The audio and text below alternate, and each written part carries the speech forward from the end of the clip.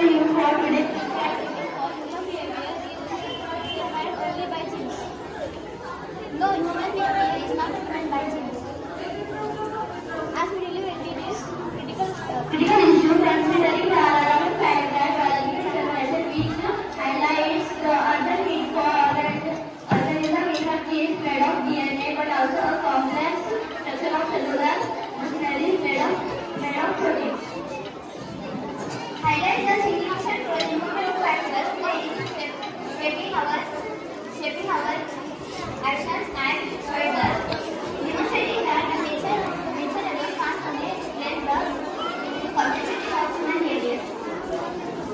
Behavior is determined only by genes. Instead, behavior is a complex interaction between genetics and environment.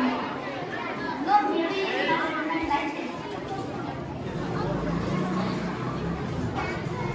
Genes influence how our brains perform, which impacts how we think and interact with the world. For example, genes associated with obesity can tell our body to increase the size of the fat cell. Cell or how to use the fat.